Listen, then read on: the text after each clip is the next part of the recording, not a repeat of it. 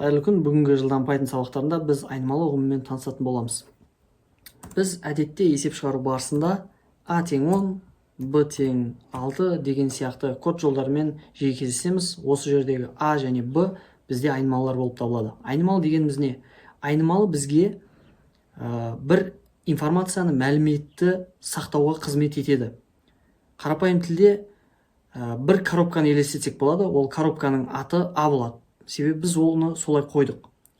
Айнымалыға біз қалағанымызша ат береміз.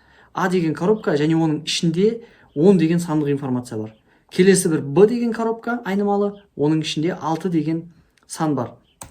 Енді жаңағы айтқандай айнымалыға біз қалағанымызша ат береміз. Мысалға мен текст 1 деген ат берейін және оның ішіне бір текст сақтаймын. Мысалға A және B деген бізде төртбұрыштың ұзындығы мен енін білдіретін болса, текст 1 төртбұрыштың периметрі дейін. Төртбұрыштың периметрі.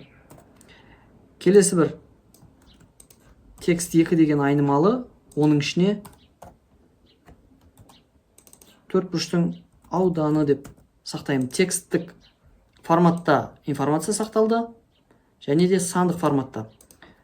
Және де мысалға есептер шығару барысында біз кезекті бір келесі бір айнымалы p-ны ашсақ болады. P төртбұрыштың периметрін білдіретін болса, онда оның формуласы a қосу b көбейтілген 2.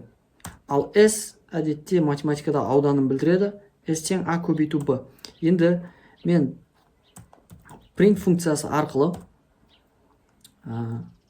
текст 1 және жанына үтір қойып p дейтін болсам, астына print текст 2 және s дейтін болсам, бізде шығатын нәтиже қандай болады? Төртбұрыштың периметрі 32, төртбұрыштың ауданы 60 деген нәтиже шықты. Алдын айтып өткенімдей, біз айнымалыға өзіміз қалағанымызша ат береміз. Мысалға a және b деп қана қысқаша емес, түсініктірек болу үшін ұзындығы деп толық сөзбен айнымалыға ат берсек болады. Ені тең 6. Үлкен әріп пен кіші әріптің әлбетте айырмашылығы болады. Мысалға мына екінші жазылған үлкен әріппен жазылған ұзындығы мен бірінші жазылған ұзындығы деген айнымалы екеуі екі түрлі ретінде оқылады. Себебі аттарындағы үлкен және кіші регистрлар рөл ойнайды. Сонымен қоса ат беру барысында біз x1 тең 12, x2 тең 4, x3 тең 7 деген сияқты қылып сандармен индекс беру арқылы ат қойсақ та болады. x1, x2, x3 деген сияқты аттармен. Бірақ сандармен айнымалының аты бастала алмайды, яғни 2x деген сияқты есім беруге болмайды. Және де есім беру барысында мысалға шеңбердің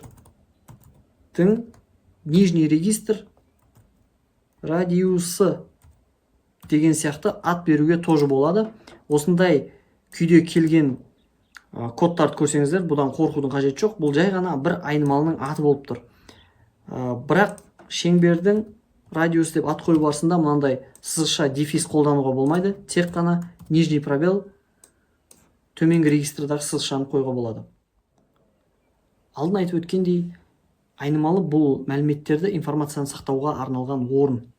Енді мына мысалда біз информацияны сақтау және оларды жаңарту, өзгерту қалай жүзеге асатынын көрейік. Бірінші мысалда a және b айнымалылары 5 және 7 деген сәйкес сандарға ие. Print a қосу b десек 12 шығады. Бұл қарапайым түсінікті. Енді a тең b көбейту 10 деп жазу арқылы мен a айнымалысының мәнінің ішінде жаңа информация салып жатырмын. Яғни бұрынғы a тең 5 деген информация енді ұмытылады. A айнымалысының ішінде жаңа мән бар, ол b көбейту 10, яғни 7 көбейту 10 70 деген сан сақталады. Print a үтір b деп жазатын болсақ, осы тұста запуск басайын. 12 деген алғашқы принттан шыққан. Екінші принт А үтір Б. Қарасаңыздар, 5 және 7 деген мәндерді шығармайды. 70 және 7 деген мәндерді шығарады. Себебі А-ның мәні өзгертілді. Және код жұмыс істеу барысында ең соңғы, ең новый мәнін алады, былайша айтқанда.